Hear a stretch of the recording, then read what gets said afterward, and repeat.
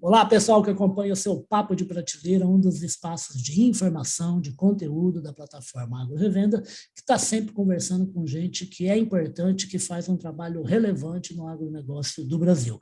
E graças a Deus, esse agronegócio nosso é muito competente e tem muita gente de relevância fazendo ciência, fazendo produto, fazendo solução para o cliente final que está lá na fazenda, que é o agricultor, é o pecuarista, é a gente distribuindo, é a indústria preparando essas coisas novas, cada vez mais sustentáveis, né? E também um número muito grande de pessoas trabalhando ontem em academia, pensando, formando gente, porque precisa mudar a turma do agro e, graças a Deus, tem mudado muito e para melhor, inclusive, graças a Deus, avançando muito. Graças a gente muito competente, muito bem preparada, como esse convidado que está aqui. É a primeira vez que eu estou conversando com ele e é simplesmente mais prazeroso ainda do que ler os artigos maravilhosos que ele manda para a gente, que a gente está sempre publicando no site agrorevenda.com.br, que é o José Otávio Menten. O José Otávio Menten, daqui a pouquinho eu vou falar um pouco do currículo dele, que vai precisar de uns 3 papos de prateleira. Ô Zé, bem-vindo aqui, um prazer recebê-lo, um prazer conhecê-lo. Né? Olha, Ulisses, é um grande prazer, primeiro, de te conhecer e de conhecer uma pessoa, mais um jornalista que está imbuído aí nessa tarefa de desmistificar o agro, mostrar as coisas boas do agro, aquela que é a verdade, né? E como a maior parte da população hoje é urbana, nós temos que aprender a conversar não só com o público rural, mas com o urbano também. E vocês dão show nisso. Certeza, e a gente consegue passar bastante disso, porque a gente está ao lado de gente muito preparada como você, né, José? E outros tantos aí que fazem ciência e ajudam a divulgar boa informação sobre o agronegócio. O José, ele é formado, ele é um engenheiro agrônomo, ele é professor na Universidade de São Paulo, ele mora em Piracicaba atualmente, ele é membro integrante do Conselho Científico Agro Sustentável, CCAS, que faz um trabalho muito bacana de difusão de informação, e aqui a desculpa nossa aqui, né, o gancho jornalístico que a gente costuma falar para o José, está aqui presente pela primeira vez, a primeira de muitas vezes, no Papo de Prateleira, que é a questão dos defensivos agrícolas, que está aí às voltas aí com uma nova legislação, com uma mudança na legislação. Ô José, vamos esclarecer para o pessoal que mudança é essa, o que está acontecendo de novo em termos de normatização dos defensivos. A legislação, a grande mudança na utilização de defensivos agrícolas aqui no Brasil é de 1989. Certo. Foi quando foi aprovada a Lei 7.802, que é a chamada Lei de Agrotóxicos. Inclusive, foi nessa época, né, então há mais de 30 anos, que surgiu a palavra agrotóxico para designar os produtos usados naquela época, principalmente químicos, que eram usados para a produção de plantas, e deixar claro que é o único país no mundo que tem um termo com essa terminologia aí para designar os produtos. Com essa força, né? Então, com essa força, que teve seus aspectos positivos, mas que também trouxe muitos aspectos negativos para a utilização. Quer dizer, colocou os defensivos agrícolas muito na berlinda e muitas vezes mal compreendidos. E agora estava na hora, já há muito tempo, todos os segmentos do agronegócio, tanto a indústria de defensivos, como o setor de fiscalização, como a academia, os pesquisadores, já vinham sugerindo modernização, uma atualização nessa legislação. E agora, recentemente, em outubro de 2021, veio o decreto 10.833, que traz grandes inovações nessa regulamentação dos defensivos agrícolas no Brasil. Perfeito. E mudou para melhor, e quais são as mudanças mais importantes, na sua opinião? Olha, como toda vez que a gente muda alguma coisa que já está em andamento, alguma coisa ficou para trás, mas eu acho que as mudanças positivas foram muito grandes, né? Entre essas, né, o primeiro ponto aí que a gente tem que considerar é que incorporou nesse decreto uma série de pontos que já existiam durante o tempo, porque quando a gente fala de defensivo agrícola, de produtos fitossanitários ou de agrotóxicos, nós estamos falando de um dos setores mais regulamentados que tem no Brasil. Sim. E não é o Ministério da Agricultura. Envolve também o Ministério da Saúde, através da Anvisa, e envolve o Ministério do Meio Ambiente, através do IBAMA. Então, essas diferentes instituições, eles vão legislando em formas infralegais, então, através de atos, de resoluções e tal. Então, esse decreto, agora que está completando agora 3 meses, ele incorporou essas inovações. Tanto aspectos relacionados com a toxicologia, são os aspectos relacionados à Anvisa, como aspectos relacionados aos 3 setores juntos do registro, mas também incorporou um aspecto muito interessante, extremamente positivo, que é do uso desse produto, vai exigir que o aplicador ele seja qualificado, que ele tenha como se fosse um certificado para poder aplicar o produto, vai trazer também a importância de se priorizar os produtos novos. Por que é isso, priorizar produto novo? Porque traz inovação, traz novos mecanismos de ação. Os produtos, quanto mais novos, melhores eles são, mais amigáveis. Né? Além de serem mais eficientes para controlar as pragas, eles são menos agressivos ao ambiente e são menos tóxicos ao homem, ao operador. Incorpora também uma grande conquista do Brasil. O Brasil é líder na destinação das embalagens vazias. O trabalho que a gente faz é fantástico, né? A ANDA, né? Assim, o volume que se trabalha hoje é uma coisa de bater palma, né? Ah, sim. O trabalho quem cuida disso daí, né, Ulisses, é o INPEV. O INPEV, desculpa, perdão, o INPEV. Processamento de embalagens vazias. Exatamente. Surgiu ali de um movimento junto com a Andef há muito tempo, lá por volta de 2000, Associação de Engenheiros Agrônomos. Antes você usava as embalagens e jogava na beira do rio. A gente ensinava na escola até enterrar, né? Abrir um buraco. Hoje não. Hoje ela é toda descontaminada e 95% das embalagens usadas são adequadamente destinadas. É um número espetacular, né, professor? É um show. O Brasil é primeiro lugar. E, às vezes, as pessoas não sabem disso. E é exemplo, inclusive, para a logística reversa de outros resíduos sólidos que são muito mais problemáticos do que defensiva. É lâmpada de luz fluorescente, é pneu, tal. Então, eu acho que o agro ele é exemplo em alguns casos. E esse é um deles. E tem alguns pontos aí que são um pouquinho mais, que precisam melhorar, né? Que vai ser polêmico aí no futuro, que é o uso de defensivos para a agricultura orgânica e o uso desses defensivos biológicos, que estão surgindo aí como uma grande inovação e que haverá a possibilidade do agricultor produzir na sua propriedade, ter as suas biofábricas. E isso, de alguma forma, vai ter que ser melhor regulamentado. Perfeito. E, por falar nisso, o professor está citando uma nova revolução, que é essa questão dos biológicos, né? Que realmente vem com um crescimento espetacular, ano após ano, vem sendo usado conjugado com o produto químico, e parece que isso vai acontecer durante muito tempo ainda, né? Porque aí você vai conseguir eficiência e traz uma nova visão sobre os cuidados que são exigidos dentro de uma fazenda, né, professor? Exato. Bom, a gente tem que lembrar que toda a indústria de defensivo, seja ela químico ou biológico, ela sempre procurou lançar produtos melhores. É lógico. Produtos que tivessem melhores características, tanto agronômicas, como ambientais, como toxicológicas. E sempre também procuraram explorar os biológicos, né? Sejam eles os defensivos macrobiológicos, que são os parasitoides, os predadores, mas também, aos poucos, começaram a surgir os defensivos microbiológicos, que são os fungos, as bactérias, os vírus, que combatem as pragas em geral. E hoje a gente vê, a partir aí dos últimos 5 anos, um crescimento, a qualidade desses produtos está muito boa.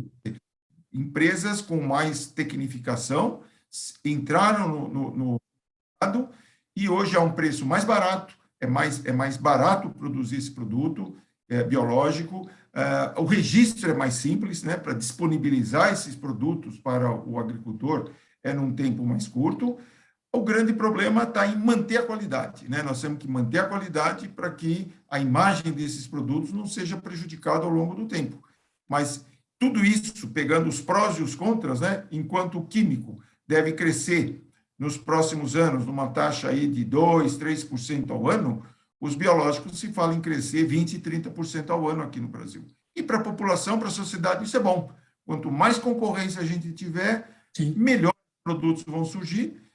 Como você falou, claramente não é um produto que vai usar exclusivamente, não vai ser o agricultor não vai usar exclusivamente o biológico, mas ele vai usar ele combinado com os produtos químicos. Então, vão conviver por muito tempo ainda o químico e o biológico, e para isso nós vamos precisar cada vez mais de conhecimento, porque essa compatibilidade entre o químico e o biológico vai ser cada vez mais importante. Perfeito. Professor, deixa eu falar uma coisa, gente. O José Otávio, eu já falei que ele é professor da USP, ele é membro do CCAS, mas ele também é membro do Conselho Superior do Agronegócio, da Federação das Indústrias do Estado de São Paulo, escritor, já escreveu material, e já ocupou cargo político também, já foi secretário municipal do Meio Ambiente, né? Você citou, José Otávio, a questão da necessidade desse trabalho conjunto que existe para aprovação entre os 3 ministérios, o da Agricultura, o da Saúde e a Anvisa, que é uma agência nacional, né? E eu estava na semana passada acompanhando, foi sem querer, eu não sabia, na hora que pegou, eu falei, opa, quero ver isso aqui. Eu estava vendo um debate que envolvia uma pessoa que eu não conheço, né? Não conheço mesmo, e o Christian Lobauer, que é da CropLife, falando sobre o quê? A mulher lá cascando a lei indefensiva, que o Brasil usa defensiva, essa conversa, né? E o Christian sendo como um professor, falando, não, veja bem, esse está naquele grupo, esse está nesse grupo, a Europa não usa isso e baniu, porque ele não precisa, ele não tem esse problema desse animal, esse outro é porque, na verdade, a gente aqui modernizou porque já estava muito velho, então precisa tecnologicamente aprovar um novo produto, que ele é melhor para o meio ambiente. Professor, por que não consegue a sociedade entender questões dos defensivos ou agrotóxicos, venenos agrícolas? Por que é difícil para as pessoas? Eu recebo da minha irmã, professor, proposta de assinar abaixo-assinado digital, porque o Brasil está explodindo de usar veneno agrícola aqui no Brasil.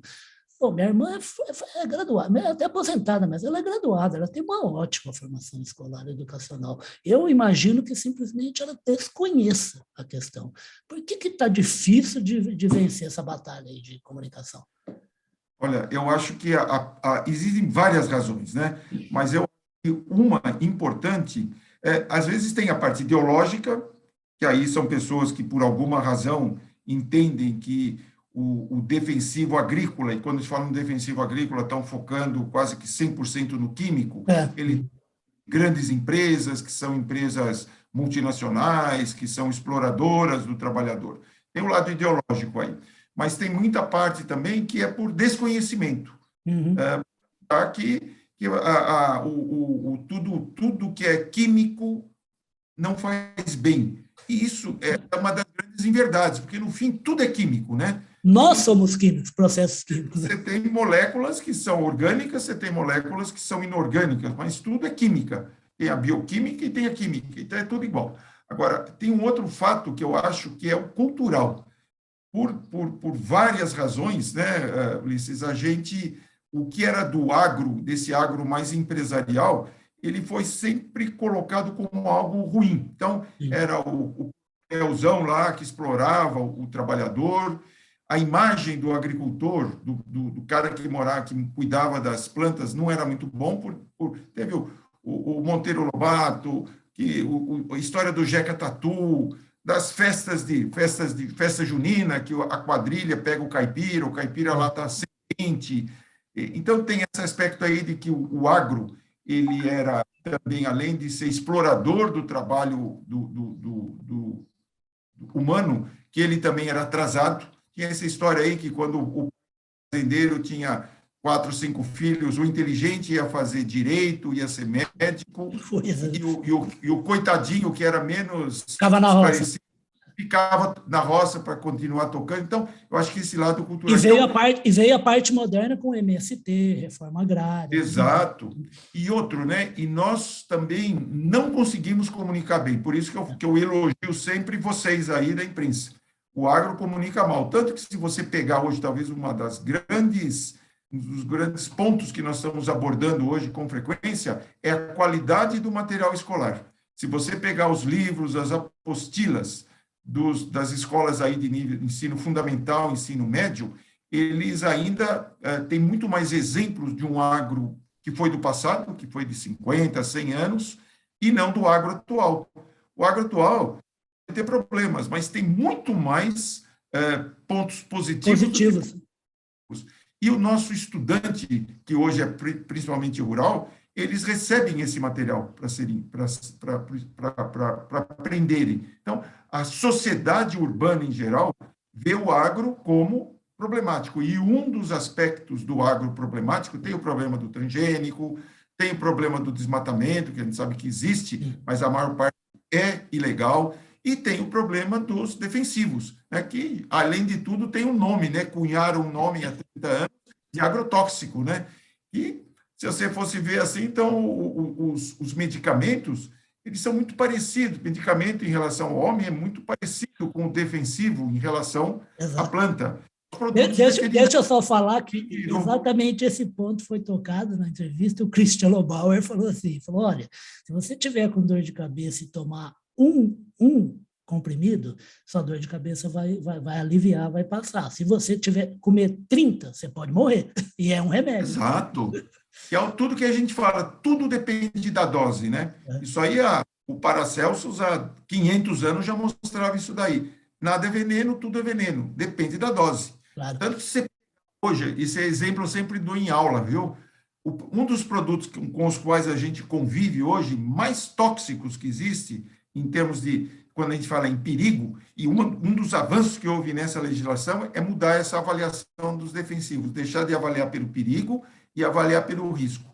Mas é a toxina botulínica, que é o Botox. Botox, se você tomar ingerir 0,0001 miligrama, você morre. E o médico utiliza, né, os esteticistas utilizam injetando nas pessoas. Por quê? Porque é uma quantidade mínima e aplica no lugar correto. Então, o defensivo agrícola, ele foi usado para aplicar em planta. E você pega o povão aí falando, cada brasileiro bebe 4 quilos de defensivo por ano. São análises, são analogias absurdas, né? Porque ele fala, a gente sabe que num defensivo você tem metade é ingrediente ativo, outra metade é inerte. E esse produto, ele é aplicado na planta. Não é? Ninguém vai beber, ele não foi feito para beber. E depois isso aí é extremamente diluído, ele se decompõe rapidamente. Então, tem muita gente que quer falar do assunto e não conhece, né? E até e a gente é extremamente monitorado. Hoje, um produto novo colocado no mercado, ele passa por 10 anos de desenvolvimento. O fabricante gasta, o químico, ele gasta 250, 300 milhões de dólares. Montanha de dinheiro. Chega no mercado, você precisa sintetizar 140, 150 mil. Então, se você imaginar assim, olha, 139.990 moléculas são descartadas por ter um problema de não ser eficiente, de ser a toxicologia não ser aceitada. Só uma que vai para o mercado. E depois ainda passa por um período de registro. Em alguns casos, leva 8, 10 anos. E esse decreto também trouxe essa tentativa de agilização. Que produto novo que a gente não disponibiliza para o nosso agricultor é um atraso para nós. Os outros países concorrentes já estão utilizando. Em 1, 2 anos, nos Estados Unidos, na Austrália, no Canadá, esse produto está no mercado. Aqui ele fica sendo estudado por 8 anos. Então, quando chega aqui a nossa vez de usar, esse produto já trouxe benefícios. Já tem um sucedâneo, já, né? Já tem sucedâneo aí na fila. Então, tem muita coisa que nós precisamos explicar para esse povo, falar assim, olha, o agro, ele pode ter gente ruim, mas a maior parte de quem trabalha no agro, independente da área, é gente boa, bem intencionada e que está levando alimento de qualidade para a sociedade, não só do Brasil, né? Para mais de 100 países aí no mundo, aí, então, de alguma forma, consomem produtos brasileiros e avaliam, né? Quem compra no exterior, tal, e mesmo aqui internamente, tem controle de qualidade cada vez maior. Nós estamos contribuindo para aumentar a qualidade de vida, a longevidade da população do Brasil e do mundo. Exato. Ô, José, e tem, na verdade, até mesmo, eu acho isso muito bacana, até, você tem até três posturas que têm diferenças, né, entre a Anvisa, o Ministério da Agricultura e o Ministério da Saúde no momento de deitar o olho em análise de produto novo para obter registro, né, já tem ali um contrapeso, né, desses três instituições, né? Exatamente. O Brasil é um dos únicos países que tem essa avaliação totalmente independente e rigorosa, segue os padrões internacionais. Quer dizer, o produto ele só é liberado para ser utilizado pelo agricultor quando a Anvisa fala, olha, usando dessa maneira, ele não vai causar, não tem risco de causar dano ao aplicador, que é a pessoa mais exposta, Claro. e também os eventuais resíduos que possam ficar no alimento também estão dentro de padrões aceitáveis. A Anvisa, o IBAMA fala assim, olha, eu estudei esse produto do potencial dele causar problemas ambientais no solo, na água, na atmosfera e em todos os organismos não alvos. E quando ele dá o de acordo, quando o IBAMA dá o de acordo, fala assim, se você usar corretamente esse produto, não vai ter problemas ambientais, além do aspecto econômico, né? Se você usar direitinho, você não vai ter problema de falta de controle, falta de manejo da praga. E por isso que eu vejo um dos pontos muito importantes nesse novo decreto é a obrigatoriedade, a partir de 2026, de que todos os aplicadores de defensivos eles têm que ter uma sólida formação. Perfeito. Os eventuais problemas que nós estamos tendo, os produtos são bons. O que pode ter é de um mau uso, né? O mais exposto é o aplicador, quem está lá aplicando o produto concentrado. Mas, na hora que ele aplicar, se ele seguir a dose que está no rótulo e bula e obedecer o período de carência, que é o tempo, o intervalo de segurança, que é o tempo entre a última aplicação e a colheita, para não deixar resíduos para o consumidor, nós estaremos no nível dos melhores países do mundo. Já estamos, né? Mas nós vamos dar mais segurança ainda para que esses defensivos, sejam eles químicos ou biológicos, que são importantíssimos para reduzir as perdas causadas, porque hoje, apesar de todas as medidas que a gente usa de manejo, as pragas ainda impedem 40% da produção. Quer dizer, você parar de usar defensivo, nós vamos ter um problema seríssimo de desabastecimento, ou vamos ter que duplicar a área cultivada para produzir a mesma coisa, o que traria problemas ambientais e de trabalho braçal muito maior, né? Exato. Então, nós temos que mostrar esse equilíbrio das coisas. O que você está acabando de falar agora é legal, né? Porque, assim, tudo é complexo, né? Então, assim, a gente tem o benefício de viver numa faixa tropical do Brasil, né? Grande parte do território, mas isso o que é? Esse é o planeta vida aqui nos trópicos, né? Então, toda vida quer a mesma coisa. Então, o coronavírus e o professor José Otávio quer a mesma coisa, quer se manter vivo, se manter em conforto e tentar reproduzir. É isso. E aí, aqui na faixa tropical, é complicado. O produtor tem que ter um arsenal de tecnologia para realmente fazer o quê? O que o professor acabou de falar, gente. Produzir o suficiente para alimentar. O professor, eu quero dizer para o senhor, a gente já está chegando aqui no final, mas já prometo para vocês que o José Otávio vai virar habitué. Vou puxar o saco do professor e dos outros professores também do conselho, que só tem gente boa, a Roberta, o Ciro, tudo gente muito bacana, uma delícia ouvir todos vocês. Eu tento fazer a minha parte. Então, assim, meus dois filhos, eu tenho filhos com 15 anos, eles são gêmeos, né? Então eles vêm falando nisso. Mas veneno agrícola faz mal. Eu falo, olha, mas o veneno agrícola que foi capaz de propiciar uma produção gigantesca de alimentos no mundo, que hoje o mundo não teria 7 bilhões de pessoas se não fosse o defensivo. Ah, pai, mas o defensivo faz mal. Eu falo, faz mal para o bichinho que quer morrer. Mas se for bem aplicado, na quantidade correta, eu viro para meu filho e falo, você não faz raio-x? Raio-x não é bom. Só que o ser humano descobriu um jeito de você fazer raio-x se expor de uma determinada maneira que não te faz mal, porque é uma vez só e ainda assim tem cuidados para você. E eu quero falar uma coisa que eu acho que o senhor não sabe, né? Essa minha irmã que mandou para eu assinar esse abaixo-assinado, em vez de assinar o abaixo-assinado, eu falei para ela, falei assim, você lê, né? É o seguinte, leia esse texto aqui, aí depois a gente conversa um pouco. Era o seu texto, um texto falando sobre defensivos agrícolas, que eu publiquei, acho que foi em setembro, que foi enviado lá pelo pessoal da AlphaPress, que é a assessoria aí do CCAS, que foi muito bacana, que é o que eu lembrava na cabeça, que eu achei muito legal aquele texto. falando a respeito do que é o defensivo agrícola, e porque ele é uma boa arma para a humanidade, ele não é uma arma inimiga da humanidade. Eu acho que o que você faz, todos os que tivessem conhecimento deveriam fazer. É ter paciência e explicar para sua irmã, para o seu filho. E eu faço isso também, quando estou qualquer reunião de família, acaba conversando sobre isso, né? E vem perguntar, mas você trabalha com isso e tal. Aí a gente, com muita paciência, dá.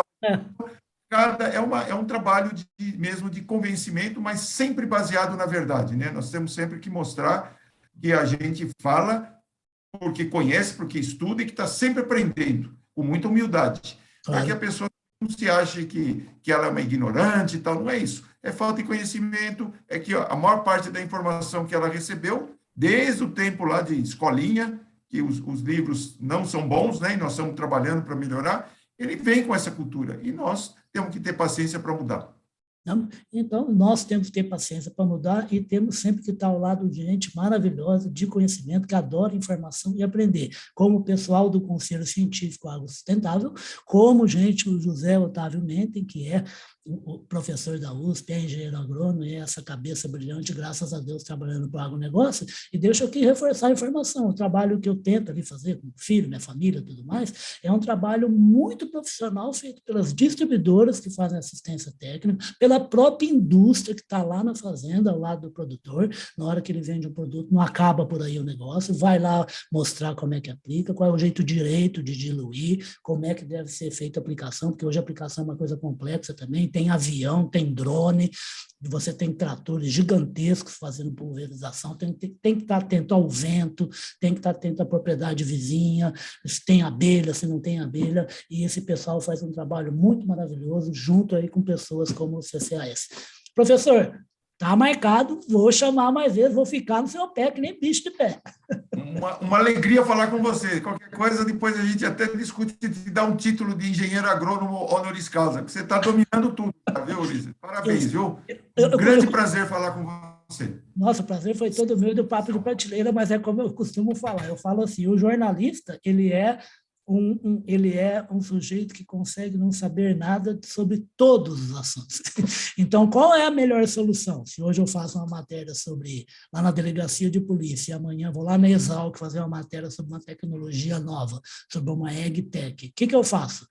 Escolho bem fonte, gente confiável, que entende do que está falando e reproduzo, que nem um papagaio, com o maior prazer, viu, José Otávio?